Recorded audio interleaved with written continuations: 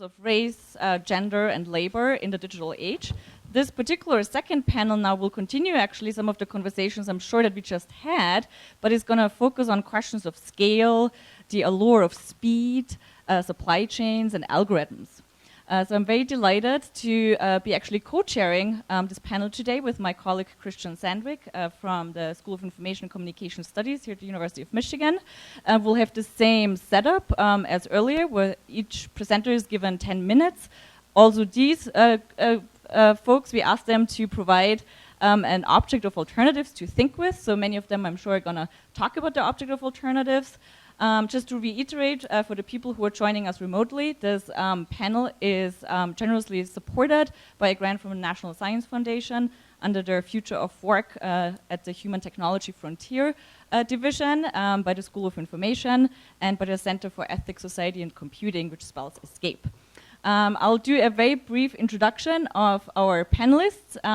The introduction also now is too brief to do justice to their accomplishments, but due to time and really wanting to give the panelists opportunity to really speak, I'll keep this very, very short. So Alessandro Delfanti is an assistant professor of culture and new media at the University of Toronto. He's the author of Biohackers. Vicky Hattam is a professor of politics at the New School for Social Research in New York. Margaret is a PhD candidate in the Department of Information Science at Cornell University, and Noopur Raval is a PhD candidate in informatics at UC Irvine, interested in digital, labor, gender, and equity. And I already mentioned my discussant, my co-discussant, Christian Sandvig, is a professor at the School of Information at the University of Michigan here, and also the director of the Center for Ethics, Society, and Computing. Please join me in welcoming our panelists.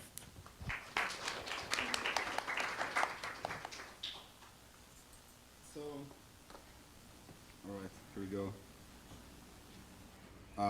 Thank you, Silvia. It's great to be here, and thank you. I want to thank all the groups that's organized the conference for inviting me. I'm going to talk a little bit about Amazon work, in particular Amazon warehouses, or what they call fulfillment centers, which are these gigantic warehouses where all the commodities that we buy online are stored. So there is about 200 of them. Thousands and thousands of square feet each, and a global workforce of around 600,000 workers just in the fulfillment centers. In the present, the algorithms that kind of underpin, the functioning of the warehouse enact what I call machinic dispossession. So they capture worker knowledge about the position of an item, and they re-elaborate and use that worker knowledge to assign tasks to the workers who have to go and pick or retrieve that item. They're used for surveillance purposes, so whatever passes through the barcode scanner, which is the main tool, the main instrument of work in those workplaces, is also used to quantify workers' performance, of course. It dictates the pace of work, so the algorithms are used to dictate the speed at which workers have to perform. So very quickly, because I don't really have much time, I'm moving to the future, of course, today. So I'm going to look at forms of automation anxiety. So this is a Amazon delivery drone which comes to your house twice, you're not there, and gets very, very mad at you, and of course destroys your house. So this is the most, I guess, dystopian view of future automation. But of course, I mean, I'm kind of joking here about this relationship between the utopian liberation from work on the one hand, and also the dystopian kind of mass unemployment generated by future automation. So here, though, in my research, I kind of look at what Marx says when he in Capitalist says that machines do not replace, but rather, and I'm quoting here, create new incentives for capital's insatiable appetite for the labor of others. And I want to add also insatiable appetite for the data of others. So my object here is human workers, and we'll get to that in a minute.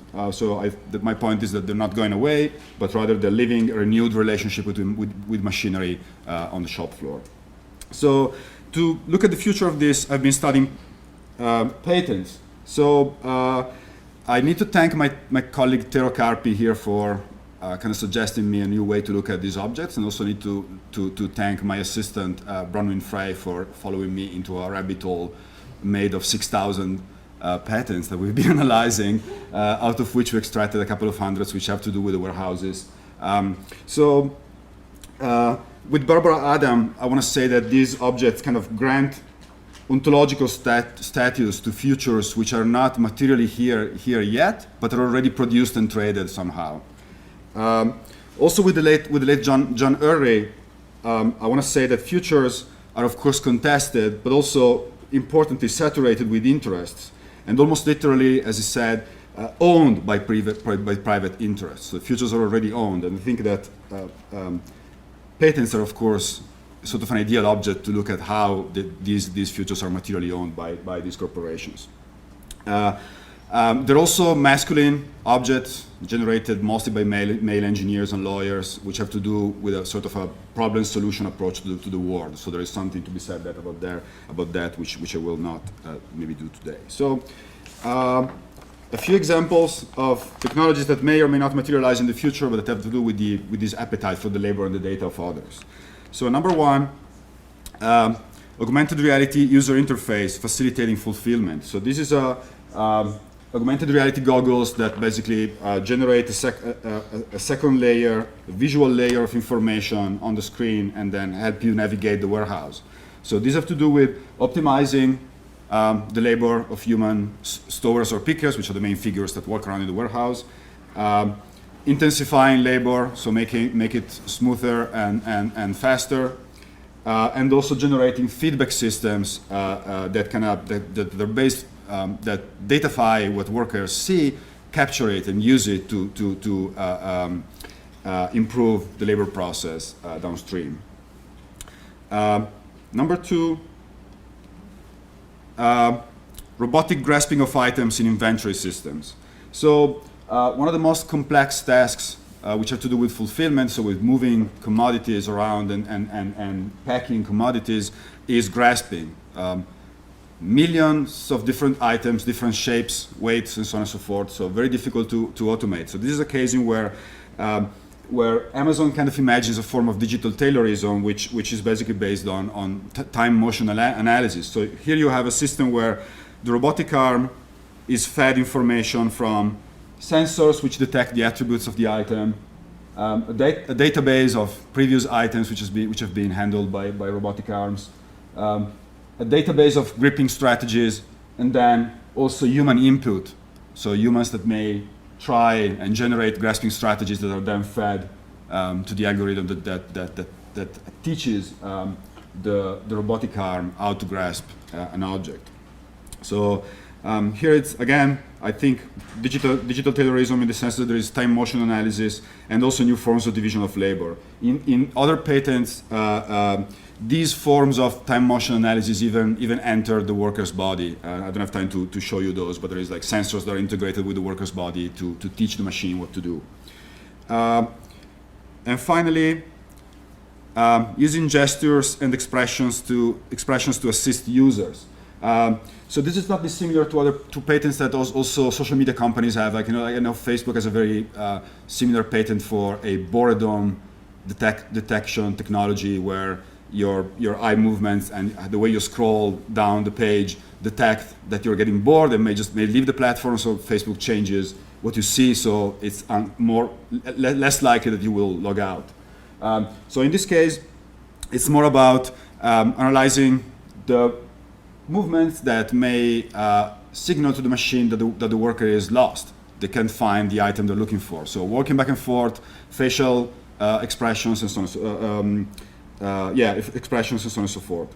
So in this case, this is sort of a case of automation of effective and relational labor, where the machine tries to understand whether you need something, and then will ask if it thinks you need something, it will ask you, how can I help you? And this targets both workers working the shelves, but also possibly customers in the automated stores that Amazon is opening in the States, where there is no staff. So there will be many more examples of this kind of stuff. So for example, there is many patents about smoothing out the relation between humans and robots on the shop floor. Many patents about like co-working or division of labor between human workers and robots. more political, I want to say, kind of patterns. Like there is one about circumventing unreliable warehouses. So the Amazon works, has this sort of distributed warehouse where like many different fulfillment centers in a certain region work together. So your order may be fulfilled by any of the fulfillment centers in a network.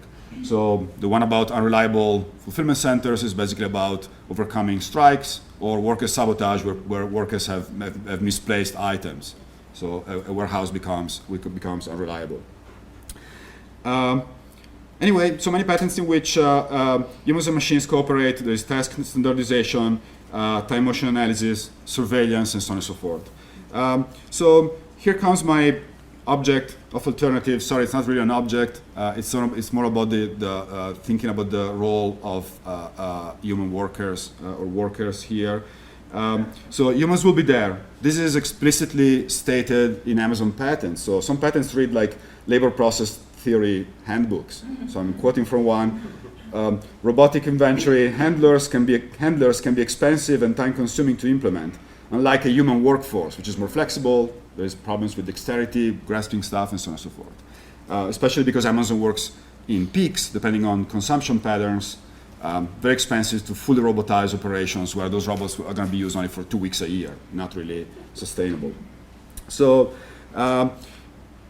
all right, so I just wanted to bring back into the picture the contested and political nature of technology and automation, of course. So I've been, of course, I just gave just a sort of a technologically determinist kind of talk, focusing on the technologies.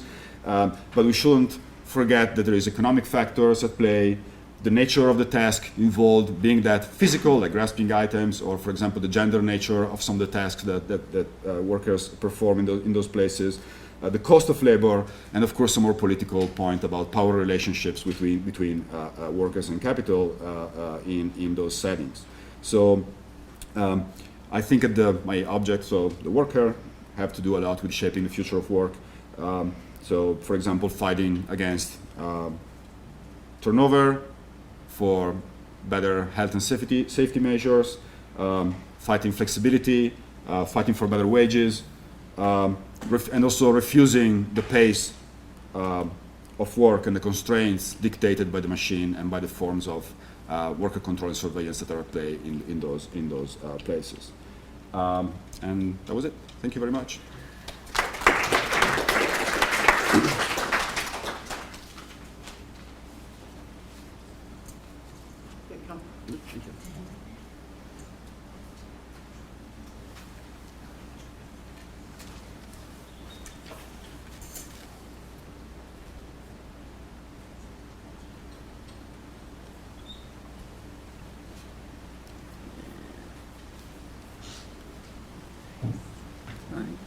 Just trying to find my doc. I thought that was your object. I'm like, wow. Yeah, right. I think this is me. Yeah, that's me. Sorry. Just. Yeah. No. Yeah. Just full screen. The only trouble if you're short is you can't see me from behind here. So I'm going to try and stand to the side. I hope that doesn't mess up the mic. Yeah, so thank you for having me. It's really been a fabulous experience. I love going through Detroit and listening to presentations and the site visits, and then the panels today have been wonderful. So it's really a great pleasure to be here. I'm trained as a political scientist, and sometimes in the intersection of art and design on the one hand, and political economy and production on the other. I'm finishing up a book on these issues, and today I want to present the broad theme of this talk is around aesthetics and politics. So I'm not a tech person, I'm not a computer person, but I'm very interested in the aesthetics of tech, and in this instance, in the aesthetics of global supply chains, how they're visualized and how we might reimagine them. So I try to capture some of the the corporate presentations of supply chains, and then I've tried to come up, my alternative object is it's the last image of the talk, where I'm trying to invoke some alternative ways to imagine a counter politics. I'll just run through the talk with the help of 5 images. Let me start with the pictogram that appeared on the Boeing website. I completely agree with the idea that we should acknowledge these. I have permissions and to do this, but I should have the attribution on the images themselves. I completely agree. But so this is from the Boeing website itself, from a blog that is posted on the website. It was put there in 2013, is still readily available today. It's been circulated very widely ever since. The Harvard Business School case studies uses this in their account of Boeing and Boeing's supply chain management struggles. It's circulated in other academic articles. I encounter it quite often in trade economists' talk at my school. So it circulates with considerable regularity. I think it's kind of a fascinating document in and of itself. So I encountered it first after having done quite several years of field work of going to visit factories in various locations, both along the US-Mexico border and the Rio Grande, in the greater New York and Boston corridor, and then a little in Hong Kong, Shanghai corridor as well. But this seemed like such a diminished account of global production that it has irked me ever since, I guess, and I've spent some time trying to think about what politics is going on in it. So there are 22 named parts, the little names associated with the pieces, 13 parts specified visually. All of them are kind of suspended in air to make the end product completely legible. We know it's a plane. It's like a child's puzzle of a plane. And this was absolutely not my experience of going into factories, that I would go in and I did my PhD at MIT, and I was given this strong methods training. You have to identify your cases and your sites and blah, blah, blah. So I was like, all right, I'm going to go in and do these sectors.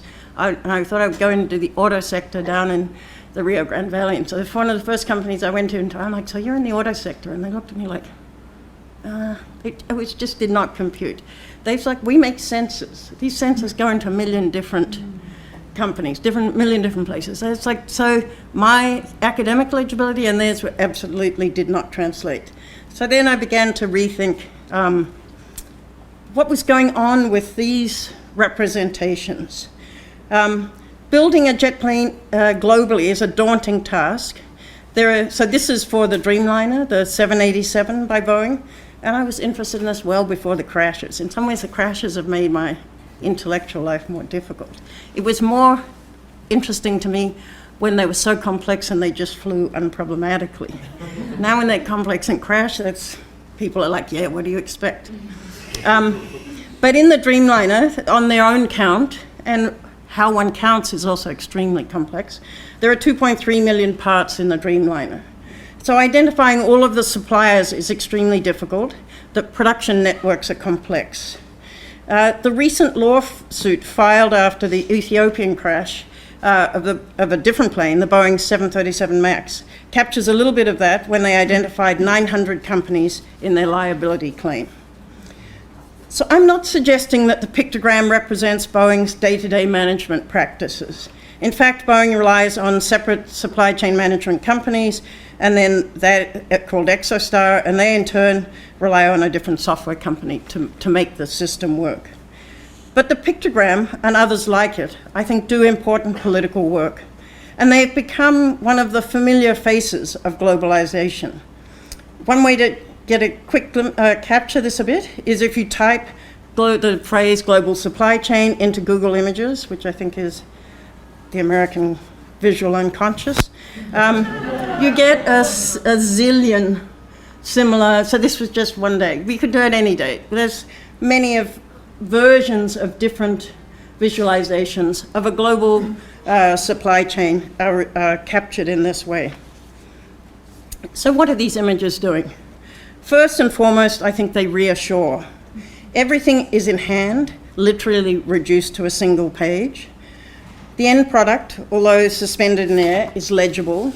And I think I've become particularly interested in the way that this reassurance is achieved, I think, is through both the radical simplification, but then in the way in which visuality and authority are brought together. So put simply, to see is to know. Companies across the corporate spectrum regularly claim transparency. Boeing, ExoStar, and the E2 Open Software Company all claim that they can see the whole. All claim to have a clear line of sight on the complexities of global production. ExoStar's website, for example, the company Boeing uses, claims that they provide clients with global visibility by delivering complex information through a single pane of glass that provides a clear view across the supply-demand ecosystem. A little too much emphasis on visibility perhaps betrays their insecurity.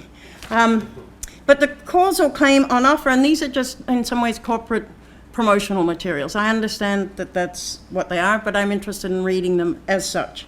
The causal claim, I think, on offer is that seeing begets knowledge, knowledge begets authority, and authority begets control. So one of my favorite images of this sort of bringing together of visibility and authority comes from an article published in Supply Chain Quarterly in 2018. When I went to get the permission for this image, I learned that it's an Adobe stock image, which in itself is fascinating to me because it is, again, like this is just taken as a generic representation. It's not a particular. So that fact in and of itself was a little speed to the beat of my heart. The outstretched arms in this image have become for me a shorthand for the way of thinking about linking visuality and authority. So when I talk about this stuff, if I start going like this, it's kind of my invoking of the knowing position. The man in the image, and yes, it's almost always a man, has all the trappings of authority. He knows what he's doing. The image produces an equivalence between seeing and knowing. And it's precisely this connection between seeing and authority that I'm interested in disrupting. I want such images to be read politically as assertions rather than facts. And during my field work, somewhat to my surprise and perhaps my naivety initially when going into the field, several managers working in global corporations, and I was particularly interested in talking to middle managers and to understand how they thought about, constructed, shaped their supply chains. But many of the people that I talked to readily acknowledged, without me prompting, I didn't ask for it initially, that they could not see the whole. That multiple steps and multiple tiers of global production process they claimed remained opaque. One woman in an auto parts business put it elegantly, and this has echoes back to the morning visit in Detroit yesterday. She said, "The whole notion of a chain is misleading. That's not the world that I work in. It presumes a beginning and an end, one thing looping onto the next in a logical fashion. I work in a spider's web, a multi-tiered spider's web." I've spent considerable time pondering such remarks in which several managers have insisted that they only have partial vision. So what analytic weight should I give to such comments? And I won't spend so much time on this, but that's actually a fairly important piece of my argument and intellectual project in this, is how to situate the ethnographic material in. I'm not trained as an anthropologist, so I'm very interested in what's the relationship of this kind of not knowing to other larger arguments about political economy and issues of knowing. And I'm happy to talk about that more in the question and answer, but due to time, let me just skip to the question of alternative visualizations. Because in some ways, this bit seems to me fairly, some ways I think interesting to talk about, or interesting to pay attention to. But it's the alternative that is of most compelling to me. Like, how might we visualize otherwise? And so that brings me to the prompt for the conference. Initially, I wanted to find images, and I'd been doing this well before the conference. I've been mucking around in these alternative visualizations for some time. I am at work in a Borders research group which calls it an imaginative counterpolitics. And so initially I wanted to find images that resonated with my fieldwork, with the spider's web, and the strong sense of illegibility and disorientation that one often encounters when entering a factory. Now I'm less concerned with the correspondence between my experience and the images, and I'm more focused on how one might visualize partial knowledge or states of not knowing. Put differently, I want to see if I can find images that sever the presumptive ties between seeing and knowing. So I make a shift to draw on the arts. I could elaborate that, but I'm not going to here. And it's specifically on the work of Anish Kapoor and Daniel Libeskind, the architect. I draw on them for inspiration.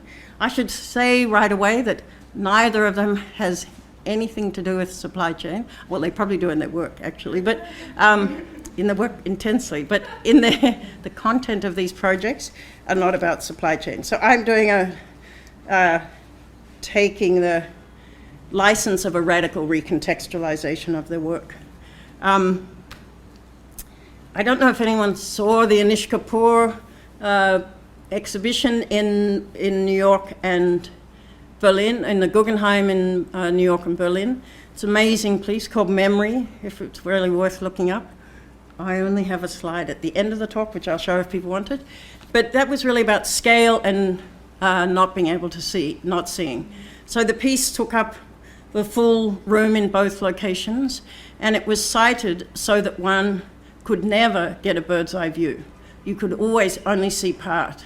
And it's a really amazing experience. Still, just to look at stills, and there are a couple of videos of the installation, but the sense of visceral frustration, I think, really speaks to some of the things maybe that came up at the lunch yesterday, of the kind of bodily way in which positions of authority and panoramic visions and seeing the whole that we take for granted. So there's all this way in which if you look at the work, that you really, he never lets you see the whole. It's a really wonderful, wonderful project, I think. But I want to talk here a bit more, show you a couple of Daniel Libeskind's drawings. He's a renowned architect. He's sort of known most recently for building the new, I regret to call it the Freedom Tower. But his early drawings are of particular interest to me, much more than the buildings.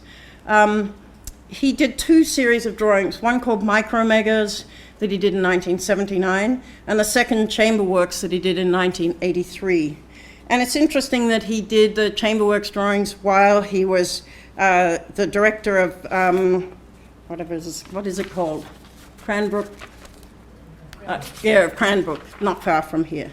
So there's some interesting loop between those two. Let me just give you these two images. So this first one is from Libeskind's Micromegas. And so he has this series of 11 drawings that become 12 prints that are actually really famous amongst many art and designers. And they are, I think of them as meditations on complexity. I like the little openings at the bottom of the page. The viewer is invited in. There are small gaps where the lines thin out, and I can imagine finding a pathway through the thicket. But this is not a wayfinding drawing. This is not an architectural plan to build from. Rather, I think we are asked to tolerate or perhaps appreciate the complexity that we do not fully comprehend. There is no way to understand this as a sort of cartographic map. And this resonated very much for me with the spider's web accounts of globalization. But let me finish with the last image from his second series of drawings called Chamber Works that he did in 1983. This is from a series, I think, of 28 works, I think. For my purposes, I think these drawings are fantastic. They've become like a real touchstone for me. And in many ways, I think, echo back to Mary's questions about invisibility. I especially like the way that in the center of each of these drawings, I'm only going to show you two, that there is a blank spot or spots there is no mapping of the whole. Large swaths are left for us to not see. We do not know what's going on there. And apart from admiring the aesthetics, I hope the drawings will stick with you. The task I'm working through as I go back to New York and finish writing this chapter, and that is the thing I'd like to talk about here, is so what's the political consequences of mapping globalization in these ways, with these blank spots and empty spaces? I haven't fully worked this out, but I'd say that, let me just point to 3 ideas that I'm toying with, and some of which resonates with this morning's panel. First, I don't think it's necessarily a progressive politics. One response to the thicket, to the blind spots, can be a retreat to what you know. And so I think that Trump and Brexit might be seen as a pulling back from a global gaze into a sort of nationalist enclave in which you know where the lines are drawn. So that one interests, I think there have to be different interpretations to counter that. I think that's a strong narrative that we're living in right now. But the second thing is, I think if you want to produce at scale, which many of these companies do, most of these, they're not willing to yet to retreat to in a Trumpian world. And so I think of them as having to work across these blind spots. They're having to navigate that. And so how might you manage, if you're a manager, how might you manage differently with that in mind? If you're a worker, how might it change your ways of thinking about your solidarities? And for how might it shape our politics? So I think the first thing links very much to the discussion of skill. I think this issue of where skill is, what it is, who defines it, what number it's given, I think is absolutely central. And the unskilled are often dumped in the white spaces. So I think that there's kind of a geography of skill that could be unpacked through this. So I'd love to follow up on that from the conversation this morning. Then there's a little bit of discussion around sort of community co-ops and some sort of language of sharing in one of the panels in the morning yesterday. And I think that this project brings me to center issues of disagreement and difference at the center of any kind of commoning project, a common production project, or and so that I am interested in the ways in which the acknowledgement of country, as it would be called in Australia yesterday, and the both of Sarita and Jill brought that up for us in the sessions, brings to the fore that we are not just necessarily a shared we. It problematizes that from the start in the same way that I think the blank spots do in this, that you can't simply resort to knowing the whole. And I'm very interested in what a politics of knowing parts rather than everything might entail. Thank you.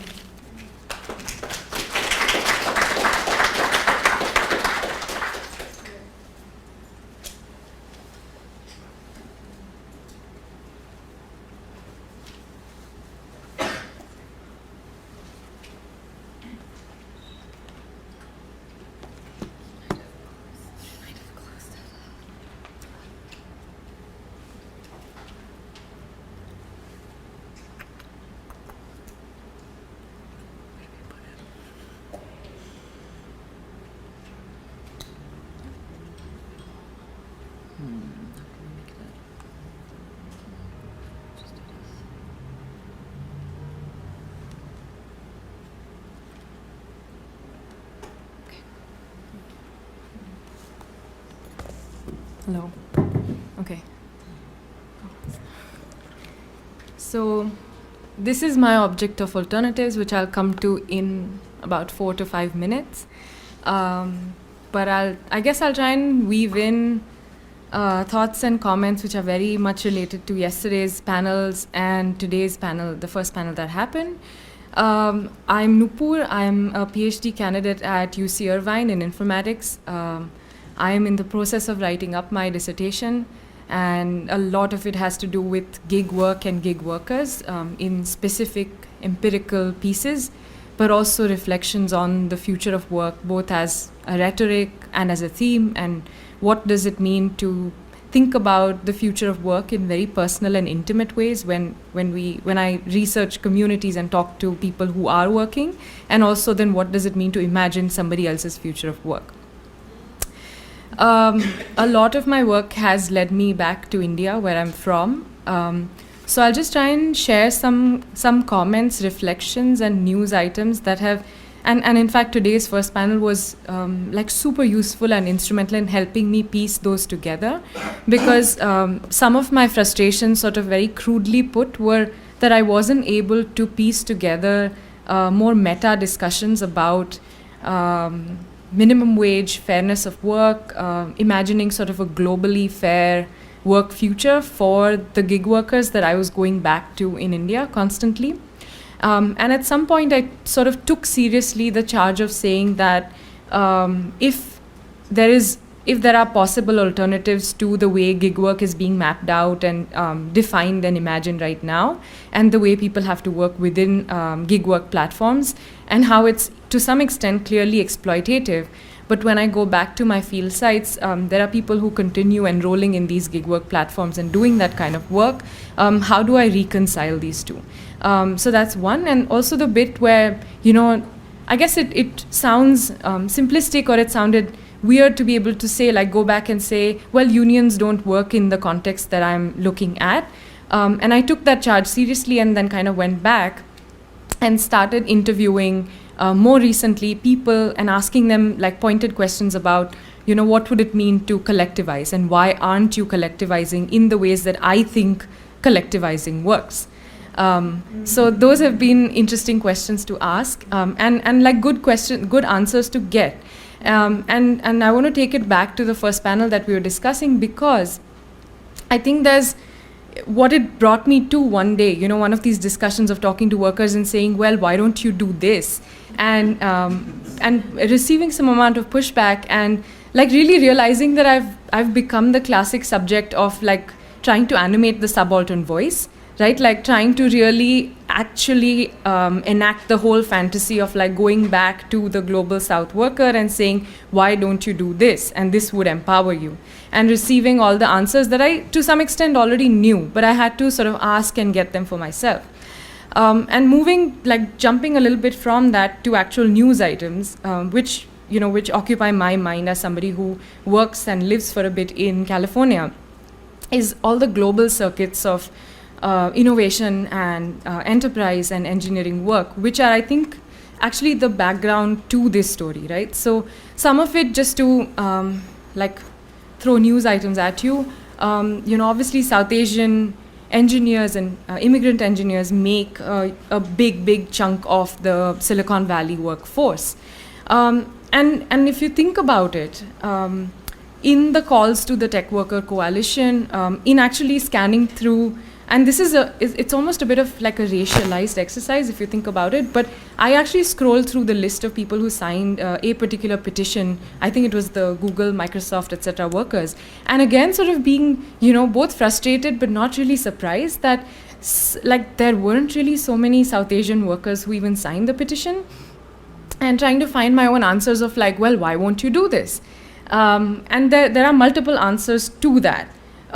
Those who work as South Asianists, or those who work from the global South vantage point, as method, as site, as everything, already kind of know the answers to like why there isn't a pure ideological politic, or even like an empowered, agential worker taking authority and acting in the ways that we want to.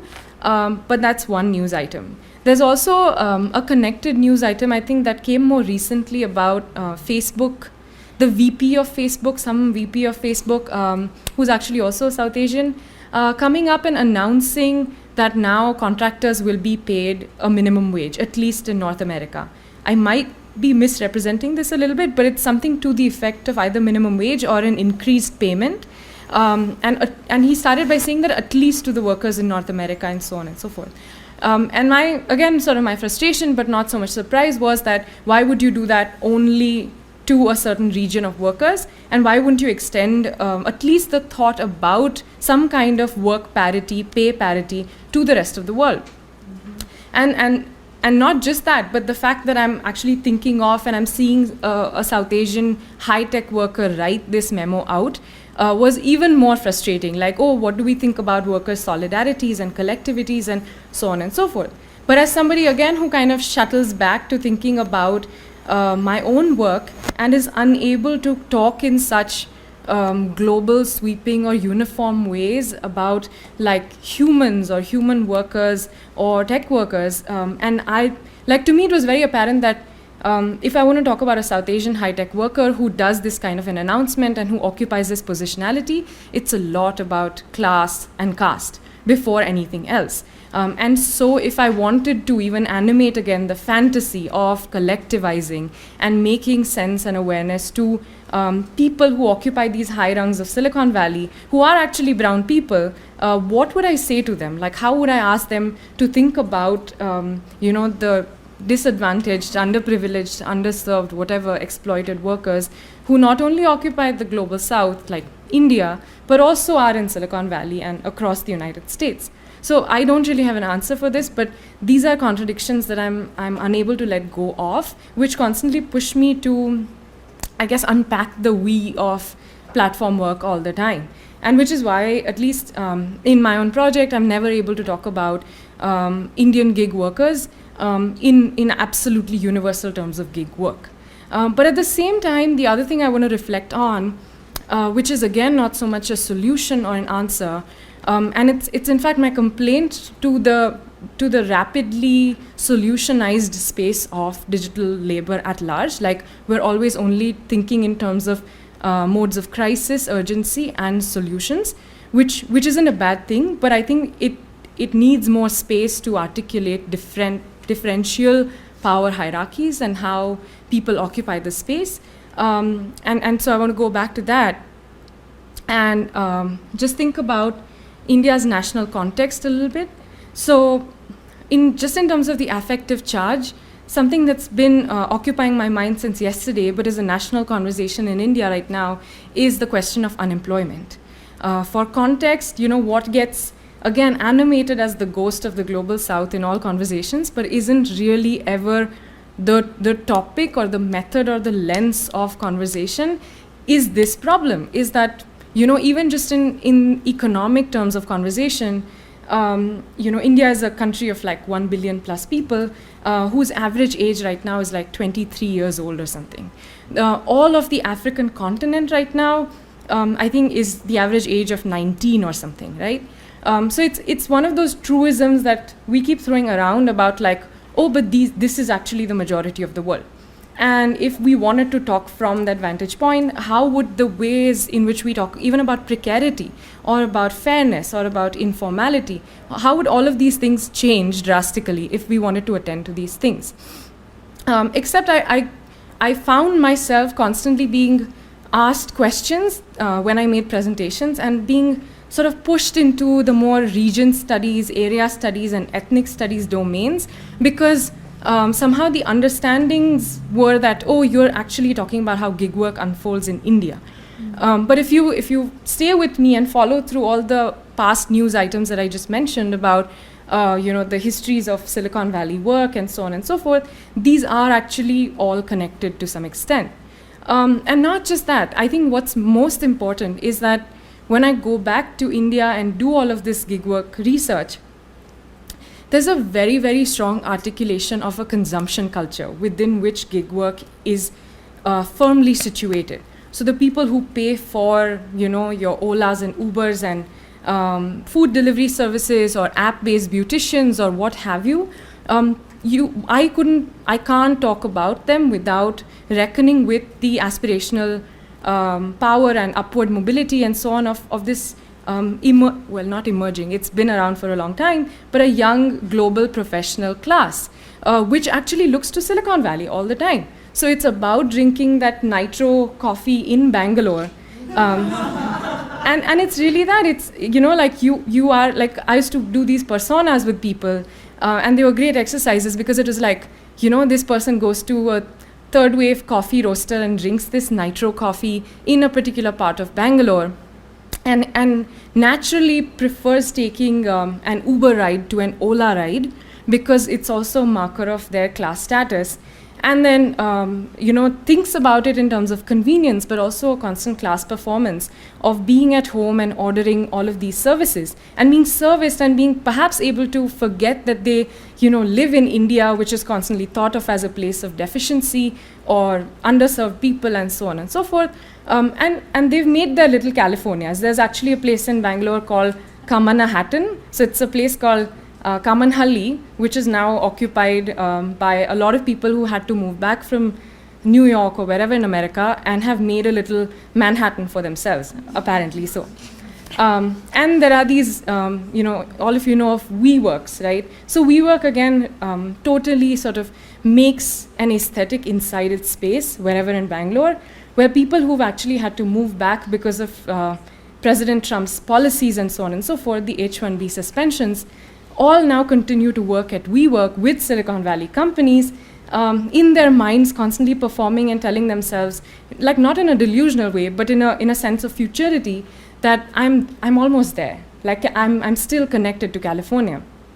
And that's why I guess like I've been thinking about all of these things. So the first panel got me really thinking about what it means to talk and study gig work or platform work at all, without being able to account for the political economy of global consumption and also global work and immigrant work within it. So it's not so much about the gig workers. And I also kind of got tired of kind of narrating, the story of like, how does someone Uber in Bangalore? I mean, sure. And I'll then quickly, in the interest of time, and I'll answer a little bit about, so I guess in setting up this field, I did want to move away from like, any kind of purity of what it might mean to unionize, collectivize, and so on. I would love to talk about my experiments in figuring out collective action and resistance. So I did actually go to different sets of gig workers and did surveys with them, did interviews with them, and asked them all those like naive, weird questions about like, why can't you do this? Why can't you do that? And I found my answers, and I'm happy to talk about those. But I think my objects and my sites are always, at the risk of using those bad metaphors, like corrupted, post-colonial, not really broken, but never like there in the formal sense of thinking about them. And so this is a ledger, a notebook, which every ride-hailing driver, at least in field sites that I've been in different cities in India, drivers keep, and they keep it as like a counter dashboard to the dashboard. So it's because drivers don't really have any faith or trust in the numbers that they're being shown in the ride-hailing apps. And so they do their own set of numerical calculations on a daily basis and kind of come at an account of what they should have earned. And this is kind of important because if the Uber dashboard doesn't really match with what they've earned, then they make the call to the customer care and kind of figure it out, like what happened. So there's that one. I'll just quickly finish in the interest of time. There's that one point about just expanding our thinking about resistance or fighting back against platforms, not just with regard to human actors, but also considering the role of infrastructure and subverting infrastructure and artifacts, and how artifacts like these are actually situated and help workers figure things out. And the way I've called it is making work for them. So how do you make work viable in situations where you can't really afford to abandon work, or you're in the constant zone of waiting to find better work or better alternatives, especially when there's a larger national anxiety about being unemployed, about getting out of the market, about being left out of it. So how do you think about that? And the second thing I wanted to point out was again like this larger role of situating precarity, right? So if this was the precarious or the kind of precarious beginnings that I've tried to offer today are the ones that we're talking about, then what would it mean to seriously say that Global South is method and that Global South is framework? And that a friend of mine said, well, it's not so much Global South, but majority of the world. But then what would it mean to start seriously thinking and at least dismissing the we or the uniformity or the universal when we start talking about platform works? And I think it goes back to a little bit of the critique of a kind of discourse of responsibility that is like circulating all the time. It's not bad. It's a discourse of responsible consumption, and it's a discourse of thinking through our positionalities of where we stand and how we work, which is great. But it perhaps also has to make room for people who don't necessarily want to think in the same register. Because my workers, my informants are also thinking of their own lives, so it's also the future of their lives, figuring out like ways to actually make money and be upwardly mobile. And if so, then how would we make space for somebody who isn't necessarily thinking in the register of redistribution of wealth or social justice, so much as just survival, but also like having a bigger say, like being more politically enfranchised and being more capable to participate in their local, national, whatever context. So I guess I'll stop there. Thank you.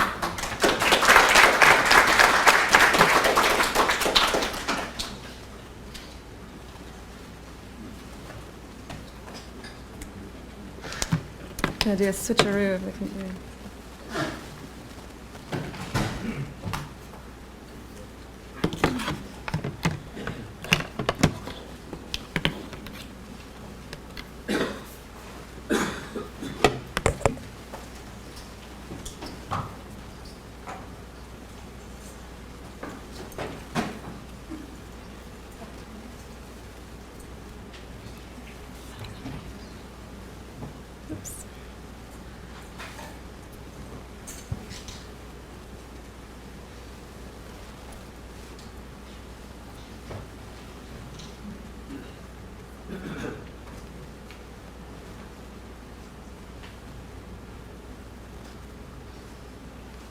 All right. Oops, sorry. All right, thank you everybody for listening. I know it's the end of a long day of awesome talks, and thank you to the organizers, Silvia and Cindy in particular, and to my wonderful co-panelists with whom I have a lot of shared interests, and I'm really excited to see where the conversation goes. I'm going to be talking about some similar themes, but I hope in a little bit of a different way. My name is Maggie Jack, and I'm a PhD candidate in the Department of Information Science at Cornell. And today I'm going to talk about some of my research that I've done with tuk-tuk drivers in Cambodia, where I've been doing the bulk of my research as a PhD student, and I've been working on and off there since January 2014. We hear a lot about the totalizing capacity of logistics, these doom and gloom stories on the news and on Black Mirror, and it feels like academics and other analysts have kind of brought these stories into our own research, and I've heard a lot of dystopian stories, and this is an image that I took when I was at UNICEF, where they have a warehouse similar to the Amazon warehouse, one of these very highly automated warehouses. And don't get me wrong, I think that there is a lot to be worried about. We should be fighting for antitrust regulation on Amazon and better conditions for logistics workers all over the world. But I've also come to believe through doing some of this research in a lot of these spaces that we as analysts also need to tell different kinds of stories. Stories that show the real difficulty of logistics, the partiality of systems, the brokenness and bad UIs of logistical software, cases when flights are missed, boxes are forgotten, and other stories like that.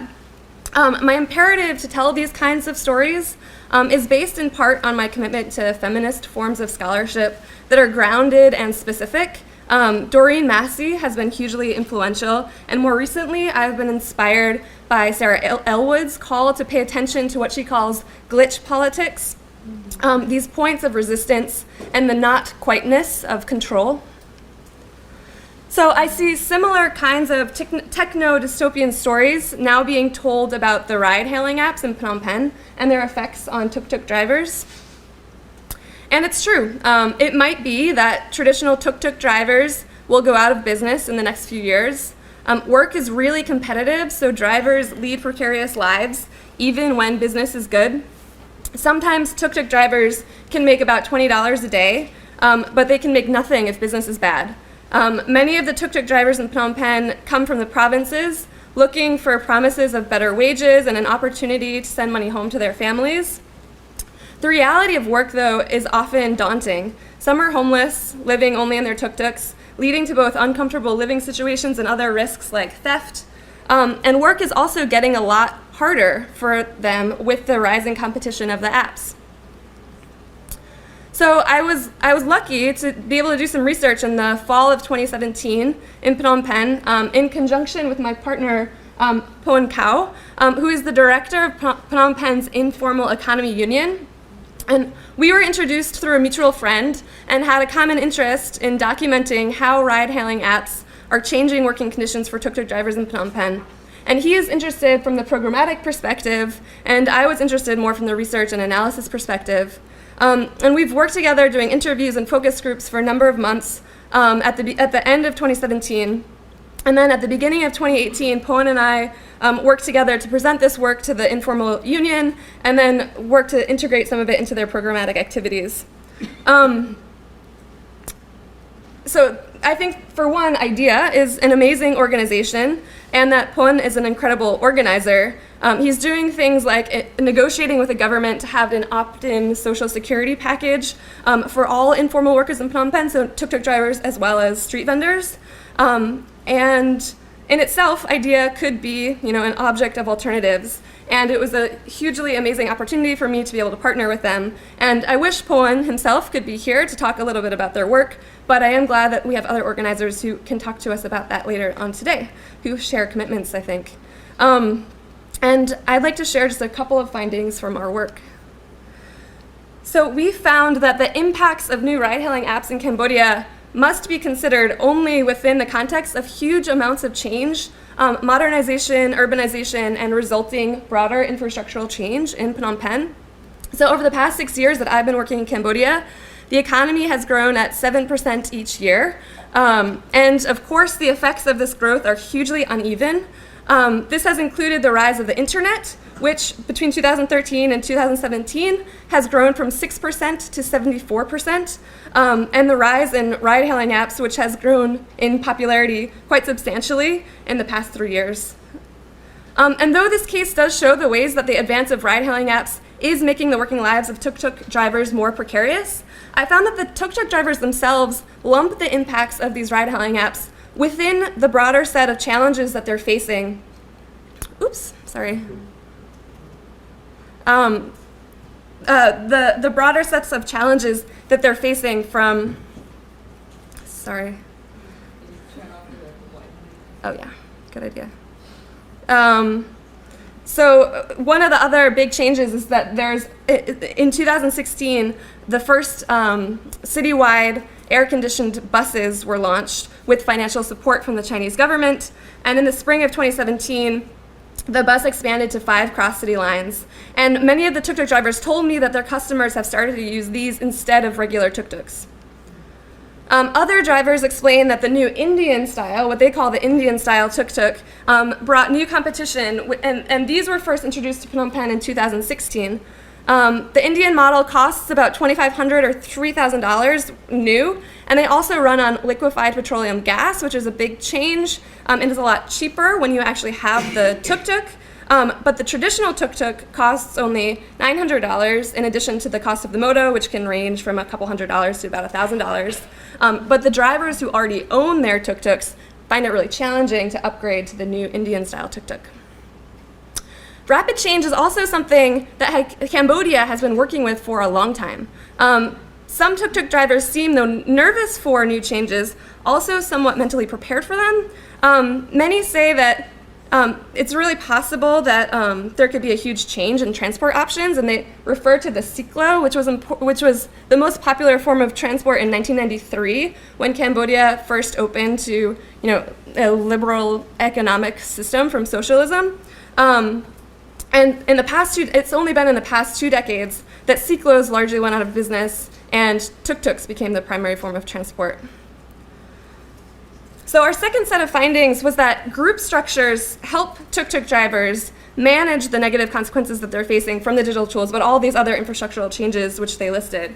So typically in Phnom Penh, drivers are part of informal neighborhood groups, which are located at the place where they park. Usually this is a specific landmark, so something like a hotel, the airport, the street corner, etc. And this informal neighborhood tuk-tuk association is always cited as a powerful resource and managing new competition from ride-hailing apps, and more generally, helping drivers manage challenges in their work. So these informal structures are usually tied to older forms of kinship, so things like being from the same family, maybe from the same village in the province, and it's often cited as being more important to them than their formal union membership if they're a member of IDEA. These associations have many advantages for drivers. They are the first line of support when a driver has a problem, most commonly an accident. They also govern how passengers are received. So this is actually outside of the apartment I share with my partner, and it's at the Riverside area, Phnom Penh, and so I know these tuk-tuk drivers really well.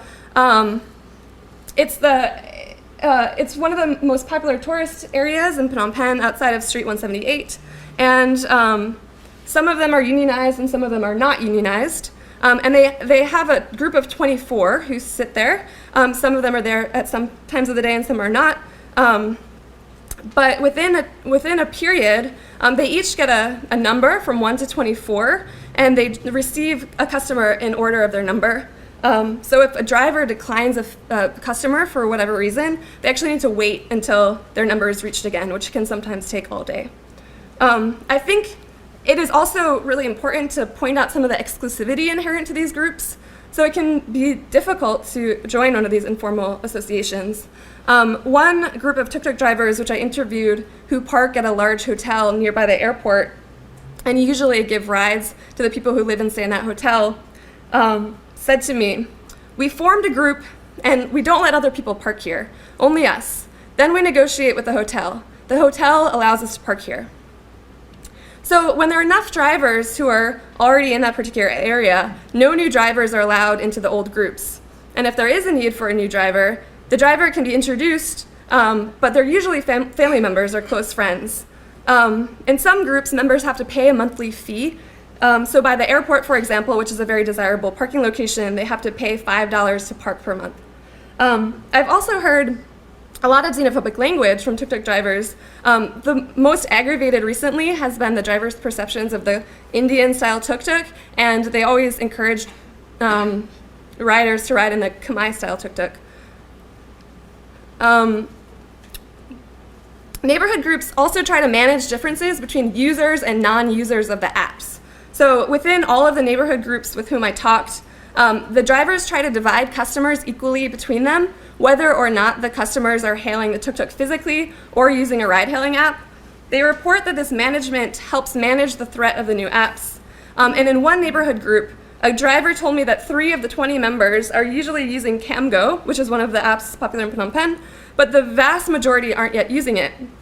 The ones who do use CamGo do not have a big advantage over those who don't, this is according to the group, because they still work in these shifts and they keep their place in the rotation.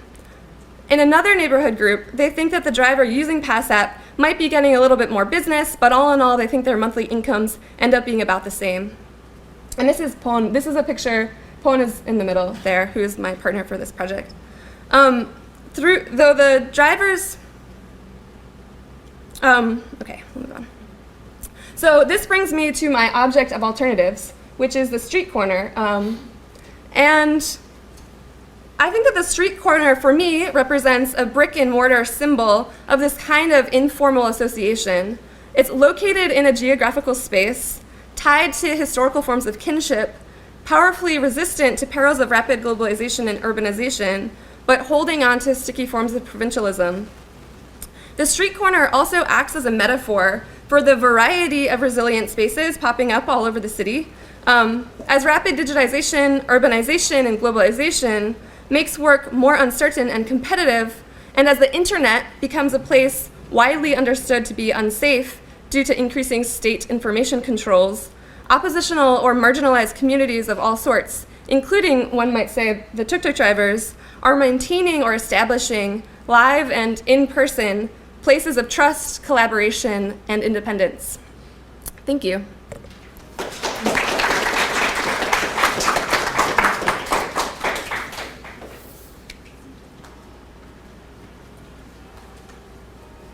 Thank you so much. We're now going to respond briefly, I would say, because we're running a little bit late. Christian, do you want to? Up to you, sure.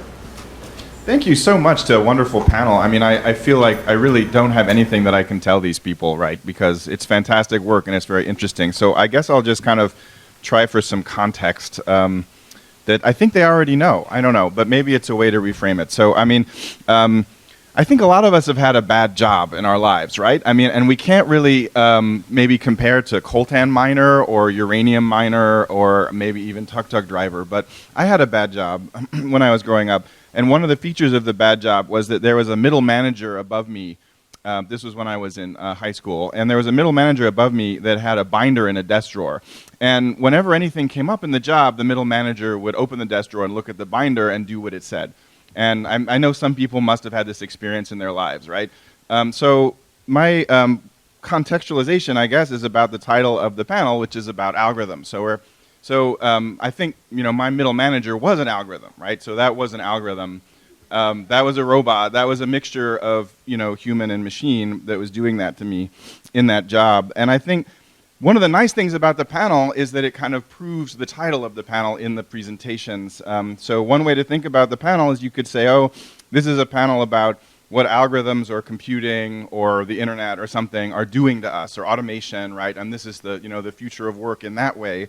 But obviously, it's also what we're doing to algorithms and computing, you know, to make it do those things to us. So it's both directions there. But you know, algorithms. What we saw in the panel. So just to kind of recap, what I got from the panel is we got, like, in the first presentation, we had this interesting mixing between humans and robots that struck me as not like a smooth mixing, but a problematic mixing, where there's some difficult interchangeability and replacement. And we got, with the second talk, we got this idea that we're all enmeshed in a kind of unknowable system. I like that quite a bit. It's sort of, here we are, able only to see part of it. And then, you know, in the third and the fourth, we really saw the global reach of the system we're enmeshed in. And also in the third, we had this idea of an orientation toward consumption that was like, I really like the phrase, to be serviced. Like, the orientation toward consumption is that we will be serviced by the apps or the workers or something like that. And so I was thinking about that in terms of algorithms. So algorithms, right, is a really old word. It's been recently adopted by computing, but it was in Chaucer. It was in the Canterbury Tales. If you look it up in the dictionary definition is procedure, right? So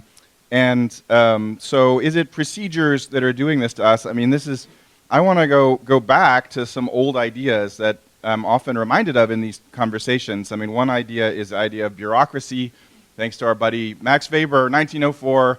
Another idea, cyborg, which you might associate with Donna Haraway in 1986, if you're in this room. So Max Weber had this idea of bureaucracy, and one key part of bureaucracy, like what counts as a bureaucracy, one key part is procedure. That's one of his parts, is you had to have rules, but he had these other parts, and you also see them in our conversations. You had to have standardization, you had to have a division of labor, you had to have a hierarchy, and it had to be impersonal. And it just strikes me that you know, he was trying to describe this industrial transformation. And so for those of us who work in this area, you often get this question, so what's new about today? And we've grappled with that in the earlier panel as well. What's new about today? And you know, Weber is trying to understand an industrial change, but here we're trying to understand, I mean, possibly it's been argued a post-industrial change. I don't know if you buy that. But it seems, you know, again, this more sense of a deepening continuity. Like, it seems like, oh, here we are, 1904. This is what's happening. Rules, standardization, division of labor, hierarchy, impersonal. Sounds right. So Weber is sometimes misread into saying that he really liked bureaucracy. I don't know. Some of the people who write about Weber have caricatured this as the quote, like, Max Weber : management consultant.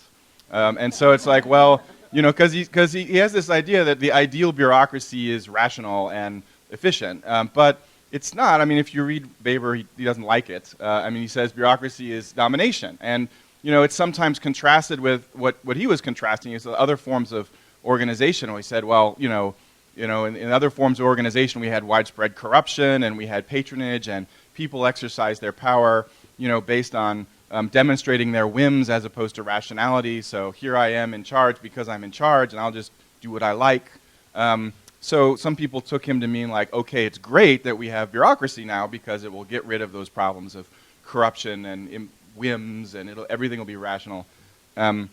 But for him, I think it was just domination. It's domination one way, domination another way, not saying one's better than the other, but that's just sort of how it goes. And so, you know, struggling with the sort of echoes of Weber, I think, wow, this panel reminds me so much of 1904. I mean, it just seems so much like the same as opposed to the different. But, you know, I was then also thinking about Donna Haraway, because Donna Haraway in 1986 popularized the idea of the cyborg, or a hybrid of a machine and an organism. And I mean, she says it's not a new thing then, right? A cyborg, Weber was talking about the hybrid of the machine and the organism too. Maybe it was the factory. But the reason I think about Haraway is that when I think about a cyborg, I mean, the title of our panel is really about how there's a speed and a scale dimension to the addition of computing. But perhaps computing just stands in for any machine, right? And when I think about the cyborg, it seems to me that's how that happens. And so, I mean, I think, again, I'm not telling the people on the panel anything they don't know, but I was also thinking about Karen Levy's argument that whenever anyone tries to sell you on the idea that there's automation and that people are replaced by machines, what you should really think about is the way that people and machines are merged, because the sort of thin wedge of AI or of automation or of the internet or of computing is really the little ways in which the machine becomes you and you become it, and it merges into your life, right? So I just, and again, I don't think this is in contradiction to what we heard. It's just agreeing. And then I'll close by, I mean, another quote that I really like about this that I think is consistent with what I've been saying is actually from Nathan Ensminger, who's here. But Nathan Ensminger said at another event, he said, you know, computers are essentially labor-saving devices. So if you want to understand computers, they're labor-saving devices. How you feel about that depends on how you feel about the labor that is saved. So I'll stop there. Thank you. Yeah, thank you for really stimulating presentations. I really enjoyed them. And I think I want to sort of build a little bit on what Christian was just saying. One of the things that really stuck with me across your presentations was this question of temporality. So Alessandro talked about, you know, I think you called it the appetite for data, sort of an extension of appetite for labor invoking Marx, right? So we began the conversation with seemingly this is like the same old, right? Business as usual. I'm reminded of, you know, colonial tropes of master and control. In Vicky's presentation, you know, these sort of entrepreneurial and corporate imagery of, you know, seeing, mapping, that all seems very, very familiar. We've been there before so many times, right? The sort of yearning for gaining control, this yearning to see, right, a very masculine, very white project.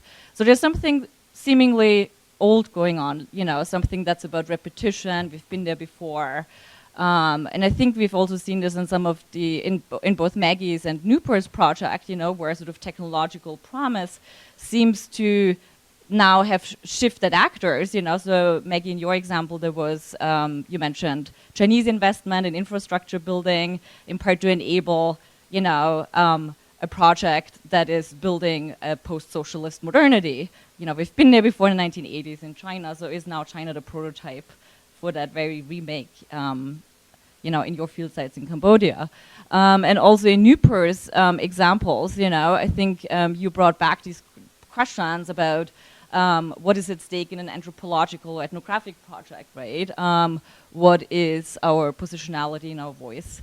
And so I was really struck by that, you know, I think, and this is also something that maybe that becomes visible in these sort of like, you know, sort of techno fantasies right now of like regaining control, you know. I think in some ways this sort of appetite for data, I think comes out of a particular moment of anxiety that is a very Western anxiety and a very modernist kind of anxiety. So what I mean by that, so even though all of you sort of talked about sort of repetition and sort of, you know, reminding us sort of the endurance of colonial tropes, right, and colonial projects, even in today, there's also something very, very historically specific about what all of you have been sharing with us. And I was reminded of things like, you know, sort of the Silicon Valley promise, you know, that is now sort of, you know, that moved maybe from social media, now attached to data, that sort of is continuing sort of this old promise of scale, and yet there seems to be something more at stake for the white programmers, who promise, or something else seems at stake for the white programmer. There's sort of an anxiety, a shared anxiety over that business as usual doesn't work anymore. Silicon Valley increasingly attacked by the media. It's not anymore just people in this room, who challenge Silicon Valley for what it's doing, but it's really become, that critique has gone mainstream, right? So in that moment, as critique has gone more mainstream, in this moment of fear, anxiety, that is now shared by those who were previously, in a very privileged position. The feminization now not only of labor that is mostly performed by women of color, but now also feminization of labor performed by white men. And I think that is what makes all of what you have been saying so historically specific, at the same time as you're reminding us of the endurance of these older tropes, right? And sort of this yearning for control that still, that I think appears exactly in this moment right now again, because there is a sort of a proliferating sense amongst a very privileged class coming out of the tech industry of fear for their own jobs, fear for their own futures. And I think that's why you also do see phrases like the future of work, and why there is cachet around that. So one thing that then I think all of you did really as well was sort of point us though to other ways of noticing. So I was really reminded of Anna Tsing's work in all of your presentations. I think all of you have offered ways of noticing differently, and this in fact was a theme also that really the organizers took into this workshop. So I'm really excited that you guys brought that up. So we heard things, Maggie talked about broken things and gaps. Vicky talked about the impossibility to understand, the impossibility to even return to seeing the whole. There was, I love the phrase that Noopur had, I'm this sort of question, this sort of phrase of I'm almost there, this constant zone of longing, and that constant zone of longing, of waiting, which, is a form of exploitation, especially for, on sort of bodies of color. I think then was sort of taken up for me nicely in Maggie's work when you return us to the street corner, right, as a sticky provincialization, I think you put it. So there was stickiness, there was inability to see and grasp, right? So this very sort of promise to regain control. You all have pointed us how that masculine promise, endures, and yet you find in these moments of stickiness, in this impossibility, the impossibility to see, you find alternatives, and I thought that was really fascinating. And I'll end here, and we could get a couple of responses from the presenters, and then we'll open it fairly quickly for questions from the audience.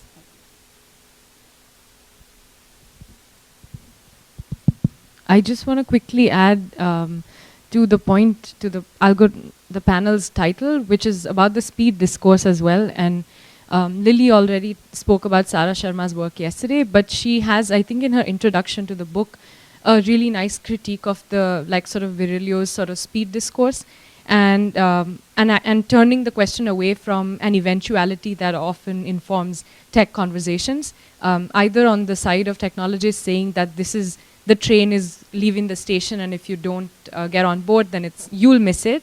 But also on the other side of different kinds of other temporal metaphors. And she kind of says what if we started instead looking at the temporal capacities of different individuals within that matrix or the geography, and see how people can enact different things or politics based on the temporal capacities that they have. So I thought that I'll just add to it.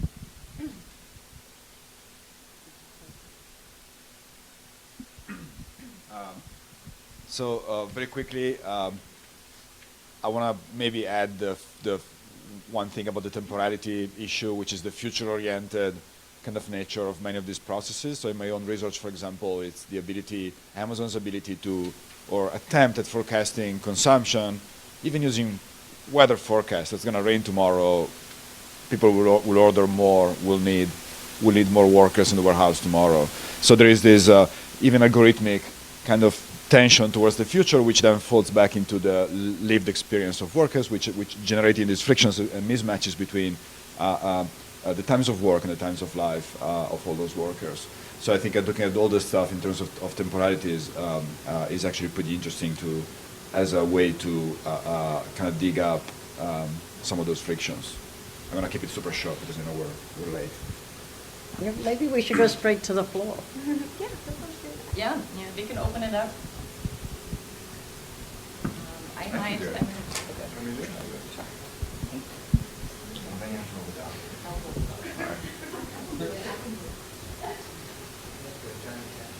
I don't know who was first because I was looking down.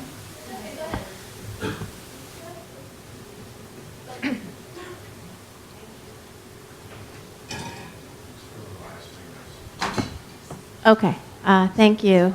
That was a very interesting panel. I'm going to ask two questions and then make a comment. So my first question actually is tying together the last panel and this panel, and it came out quite a bit in Noopur's presentation as well. I was wondering how we could think beyond the tropes of visibility and invisibility as binaries, and if you could all collectively help us think through questions of hypervisibility. What happens when certain kinds of workers, maybe distasteful workers, workers who have right-wing politics, for instance, I'm thinking specifically about India now, are the very workers we want to organize? What is our role? When do they become hypervisible? In what ways? When do black women's bodies become hypervisible in the scenes that you're talking about? My second question is specifically, I'd like each of you to talk a little bit about gender and how gender politics works across your cases. So in the case of tuk-tuk drivers or Ola and Uber drivers in India, what role does gender play in organizing forms of exclusions, but also in solidarity? So I'm just going to say something from my own research, which is one of the reasons why the South Asian VP in Silicon Valley is not in solidarity with the gig workers in India. Yes, it's questions of class and caste, and also the way those express itself through a certain idea of women's liberation, right? So that the middle class Indian woman who has arrived through consumption experiences that arrival as a form of freedom.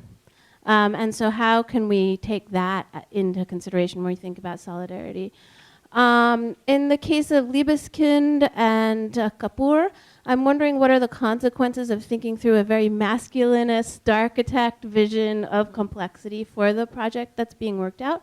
And then for these patents, is Amazon imagining a genderless body or a perfectly abled body? How does that work in the way that surveillance and capacity is imagined in these futures? And then finally, I just wanted to make a comment on the algorithm.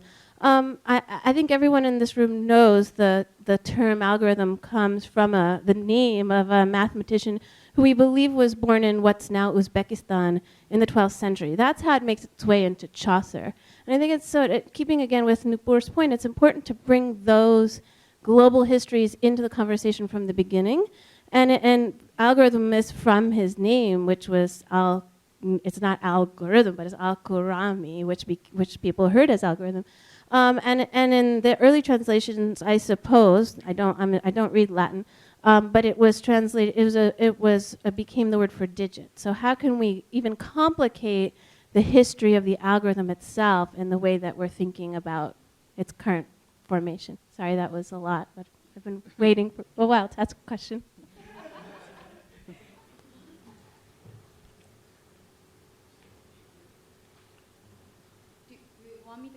Yeah, let's collect a couple. Thank you for the. I actually wanted to ask about the scale and speed in the title of the panel, for instance. Appears to me to stand on a foundation or the infrastructures of trust, which Noopur brought up in her object as well as this thing that keeps account or distrusts the dashboard, the accounting of things. And in a previous moment, we've seen that even with people, at least in the South Asian context, actually writing down the duration of their calls when their prepaid mobile account balances were getting reduced and stuff like that. So there's a longer history of thinking about this, and the way that's always been talked about is as deficient subjects who somehow don't understand that will all be okay. That in the end it'll add up and it will be fine, right? So for me, I think another sort of common thread between the talks was this sort of what regimes of trust are in play Because even in Victoria's presentation with those, the diagrams that show the different parts coming in for the 737 or whatever, it is the image is also at one level a trust artifact, that you trust in this harmoniousness of it all. So if we can talk about other regimes of trust being developed, like in Noopur's case, I'd be interested in talking about what sort of regimes of trust are the workers themselves developing in terms of thinking about making work for them, right?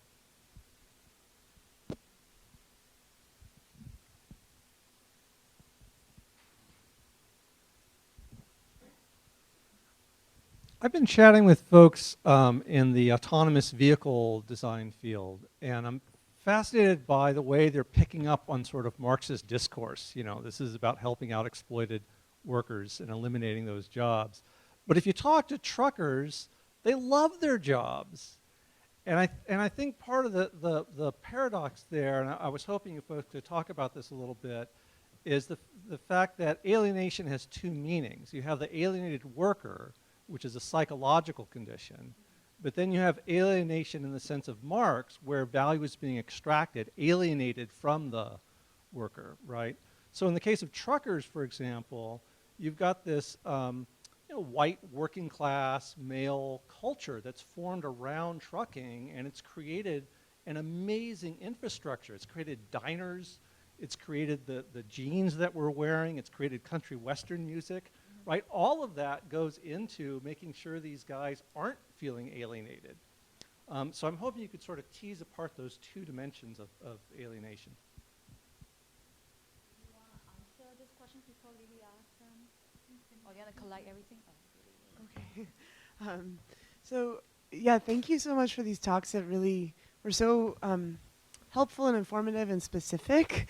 Really got me, I really learned a lot. My question's maybe more to anyone, but I think it came up more with Noopur and Maggie's talk, where what is the importance of memory in the practices and these kind of evolving, forms of, say, trust networks that Sridham is asking us about, or the potentials for solidarity that Sarita is asking about. Like, what's the role of memory in that? And the reason why, and this is the comment part, is this thing about tech workers are organizing because now even their jobs are being feminized, I actually think misunderstands what my direct experience with a lot of these tech worker organizing circles has been, which is that it's not that you have a bunch of white guys who are like, oh crap, my work is now being undervalued. Like, most of these white workers are not involved in these movements. It's a very small subset of people who, like, very specifically are like an Irish working class guy who, like, ended up getting a job in a place that was kind of unlikely, or like a Muslim woman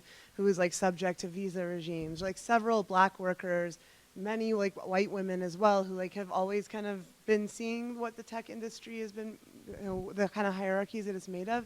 And it's more like those people are kind of coming together and making a ruckus that's maybe bigger than their proportion in the population. And so I think that's where these disparate memories of difference are being synthesized into something that can maybe form something of a solidarity. And that's where the question is coming from.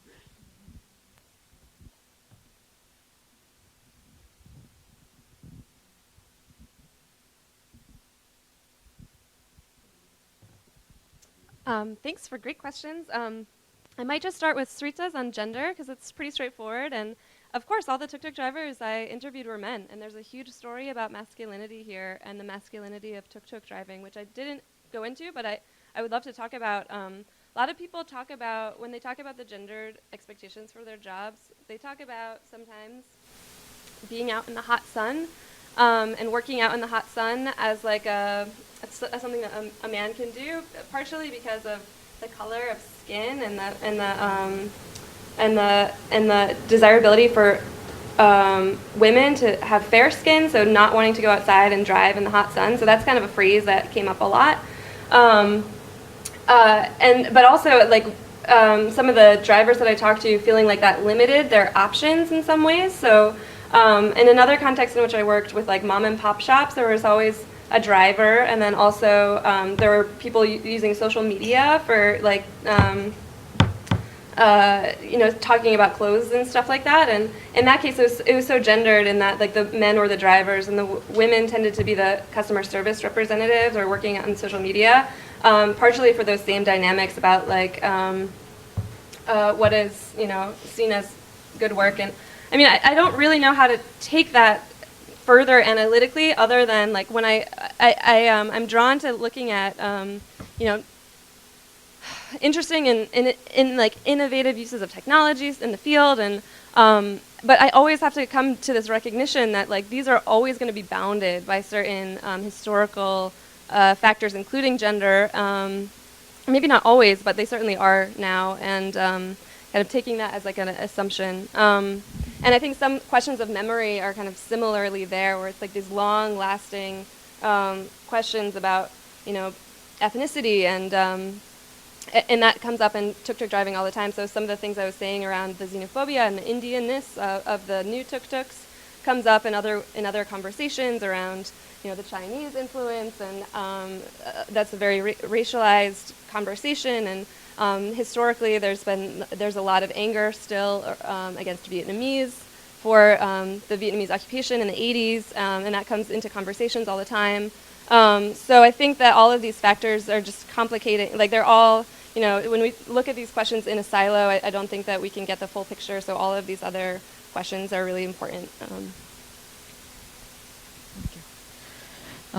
Speaking first to Sarita's question, so I think it's awesome that you brought up the visibility-invisibility binary, because the way I saw it was that, referring to Starr, Strauss, Bowker, all of that work where, like, we have a very specific example, I mean, like the study of nurses, and I think it was a point made fairly clearly that we can't blanket advocate for visibility as a good thing. So it was, after having read that and then going to feel, I mean, it was already obvious that we shouldn't be celebrating either visibility or visibilizing as necessarily always an act of power or empowerment. But tying it into questions of gender, it became even more interesting when I more recently moved away from studying ride-hailing drivers who are mostly all male doing kind of masculine work, but to look at like platformized beauticians. So are women doing work through platforms and doing a very particular kind of feminized, gendered labor. And what was interesting is that I felt like I could tie it into Gillespie's articulation of platforms, so like standing on platforms or being through platforms and different kinds of ways of thinking about platforms. And I was thinking about how the women informants were telling me that we in fact like platform work because given all the socio-cultural economic dynamics of working as a woman in India at the time when women are exiting the workforce, this allows me the kind of discretion and relative invisibility, which is awesome, because I don't even actually have to tell my family or extended relatives that I have a job. And it's even more interesting because the platform also understands the engagement as a kind of loosey-goosey engagement. So it's like I hung out for like 2 months in the platform training center's office. And it was well understood within the training center that these women work, but then they often quit and they are never in touch. But when they come back, we still maintain them as our reserve force. So it's okay, it works for us and them. And the women kind of saw it as a good thing as well, because again, it was a little bit about the gendered nature of what it means to be like either a married or a single mother. Operating within the family context. And so I guess what I learned from all of that was that there could be like a non-economic, but a more predominantly socio-cultural articulation of what platform work means within the lives of workers. And I guess that's the gender analytic that I would think about. I don't really have an answer to some of what Lily said and Sarita said, which is like I can't personally think about or I guess I can think about it from a place of either stability and instability as being extremely important to the political potential of anybody. And I guess being like a transnational worker, that's the dominant frame of thinking. And hence I find myself always also being sympathetic about, again, how it visibilizes you as a person or a worker if you're protesting or doing something within the context where within a world where citizenship is increasingly becoming a privilege rather than something that everyone has. So then how do we think about visibility again? I'm with you on the questions of trust and regimes of trust. I'd love to talk about it more, but the only inflection that I have in terms of a narrative of trust is like a narrative of suspicious trust, or like one that's almost always punctured with some amount of suspicion, and it's almost an act of self-preservation or forms of caution that inflect having trust in anything. The union, the platform, anyone, or including me, a researcher who claims to want to do good, and the first question is, tell me why you're here. And the answer I give is, oh, but like, trust me, like, I'll help you do something, I'll put my recommendations in like a policy framework, or like, I'm not here to make money off you. And that even induces more suspicion, because it's like, we know of companies and startups looking to be rich off us, and we know that pitch, but we're not sure why you're here. So I don't know about that. Just speaking to some of the like truckers stuff, I think Karen Levy also has like, all of her work is around this, so I'm not completely equipped to talk about this, but I do want to add to the figure of the white trucker, the figure of the immigrant trucker, which is also now a US trucker. And there's this wonderful story about how there's a lot of Punjabi diners to service South Asian immigrant truckers, so that's also been really interesting. Yeah, I'll just stop here. I meant to add, Karen Levy is on my committee and has given me feedback on this work. So the connection to her, I'm glad that was brought up. I'm happy for an ability to acknowledge her help with this. Yeah, great questions from everybody. A few quick things. One on moving beyond visibility and invisibility. I completely am sympathetic to that. I think in many ways I'm interested in all vision as partial. And hypervisibility plays some role in that, of how one gets positioned as hypervisible. The issue of the starchitects, that's a question I've gotten a few times, and I think that that's an interesting one. And I have, so why pick these guys to imagine something differently? I'd say two lines of thought for me. One, I don't want to collapse representation and identity completely. I mean, for me, I just wouldn't make that move as a fully reductive one. But that still leaves the question to some extent. I think it's an interesting question. And part of it, I think part of my response is, and I've gone back and forth on this, part of me wants to get out of a synoptic vision, so that the corporate thing is always a synoptic. This is what globalization looks like. And so part of the sort of counter-imaginary is to do the non-synoptic. I think what these two artists do effectively is counter-synoptics.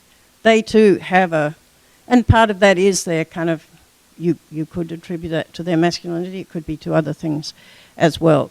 But so so that's certainly not the full range of counter-imaginaries that I think would be in play. And I would still want to defend them as really compelling, I think. So two other things. One question that hasn't been brought up so much, we've talked about time. The other thing that hasn't been brought up is questions of distance, which I guess is like a deep thread through my project of what it means to, whether questions of how to navigate or whether one can navigate distance are being reimagined in the current period, which I guess the hunch behind this book project is that they are. That at the height of globalization, distance was completely discounted, and part of tech is seen as one of the mechanisms through which distance becomes inconsequential. I think with a lot of the kind of glitches and fuck-ups of, I guess we're still being lively streamed, you could beat that one, of the screw-ups of globalization, I think these questions of proximity, I think, are deeply on the table in many different forms. I don't think there's one form of it, but I think there are many ways, many sites in which distance is seen increasingly as not something that one can take for granted. One site that I think is very interesting where you see this appearing is new attention to shipping, and how shipping has been treated, I think, largely in many aspects of it as an externality to globalization. It's not being folded in. How it gets measured in terms of the global footprint and climate change is like suddenly really a hot topic for a lot of companies. So that interests me. I really think distance, so I say that what I'm doing in this book is looking at a whole series of what I call proximity experiments. It's where people are trying to, they're thinking distance is a problem, and the question is, so then what? How do you navigate if distance is a problem? And I don't think that means just go local. I'm not so interested in that, but I'm interested in how, so I think the shape of supply chains is changing. Lots of people will talk about that they're tightening, they're shortening, they're being hubbed. So I think that happens. There's a whole lot of stuff going across the US-Mexico border. Anyway, so there are many sites in which I think I would like to add distance alongside speed. And let me just end with the issues of trust. And I guess that comes back to my same issue about community and what's shared, and maybe the difference between thinking about, for me, community and a commons or a commoning project. I am with you. I think that the suspicion is a good place to begin. This is a system of intense inequalities. The moment that we're in is operating and is built on the capitalist profits are built out of inequalities. So I think trust is not the move I would go to. I think one should have a healthy suspicion. And so I'm interested in that. For me then is, what does it mean to have a collective? Doesn't mean you don't do things collectively. I wouldn't push that to an individual position. But under conditions of inequality and continued forms of exploitation, what does it mean to work in common? I think is.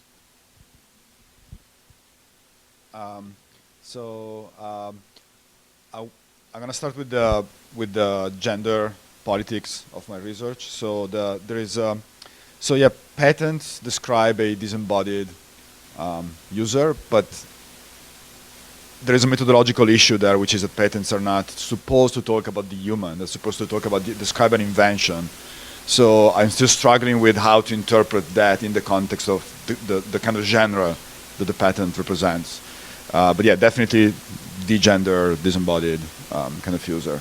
And then in my own research, it's inside the warehouse, the gender politics kind of are. I want to mention the kind of division of labor that runs along gendered lines. So in terms of vertical division of labor, it's one interesting thing is to notice how, at least at the initial ladders of the hierarchy, you have all these young women who become team leaders, and possibly from the outside. So there is very little vertical mobility inside an Amazon warehouse. There is lots of horizontal mobility, between different tasks, and there is a lot of resentment among white male workers because they cannot go up the ladder while they see these young women, or even worse, young, although white immigrants, bossing them around. So there is a interesting clashes around gender politics and division of labor there. There are also very specific forms of division of labor which revolve around feminized forms of labor. So, for example, in Zalando, which is a fashion e-commerce company, it's German, it's not present in the States, but it's all over Europe. So there's the reproduction of an old form of division of labor around feminized kind of jobs. So a number of women ironing and folding clothes, while all the team leaders and all the pickers and stowers tend to be men. So in that case, there is a very specific division of labor which reproduces very old gender politics, and it hasn't been changed at all by the new digital reorganization of labor inside the warehouse. Actually, it's a concentration of jobs that the women have been doing in their households, and it's now concentrated inside the warehouse, but pretty much made invisible still there. And finally, very quickly, the alienation point. Yeah, very interesting. So I think there are mechanisms that kind of try to counter the kind of psychological alienation that some of those companies put in place. while optimizing the other kind of alienation, so the extraction of value. So for example, at Amazon, there is all these ideological interventions by management inside the warehouse to kind of like counter this feeling of alienation that workers have, because it's a repetitive task and it's like highly policed and so on and so forth. So team briefings, meetings, singing together, going out for pizza parties, the power hour where you're asked to like run from 10 a.m. to 11 a.m. The fastest worker, the most productive workers will win, you know, like an Amazon T-shirt or something like that. And also marketing activities that target prospective workers. So there is public communication about how cool it is to work at Amazon, trying to counter the workers' own communications about how bad it is to work at Amazon. Also those places mirror Silicon Valley campuses. So, you know, you have the super colorful canteen with the football table, like all that stuff, all that transparency and colorfulness and networked kind of team-based forms of labor. It's a caricature of those other super privileged workplaces in Silicon Valley, if you wish, if you compare it to a warehouse, of course. Very similar to what Gramsci identified in factories back in the 20s and 30s, an attempt at prescribing workers' lives outside of the walls of the warehouse. So generating an Amazon worker in a holistic manner, in a sense. So there is definitely that which attempts at countering alienation. And then and I'm going to wrap up with this. Workers are acutely aware that new technologies that may be introduced in the workplace, on the shop floor in the future, may increase their psychological alienation. So they fear the moment where they will be isolated in workstations, and they won't even be able to talk to their fellow workers because robots will actually, they will only interact with robots. Unfortunately, we're way over time, so I welcome you all to join me again in thanking our wonderful panelists and my co-discussants. Thank you very much. It was great. Enjoyed it very, learned a lot. I'm going to get the glitch.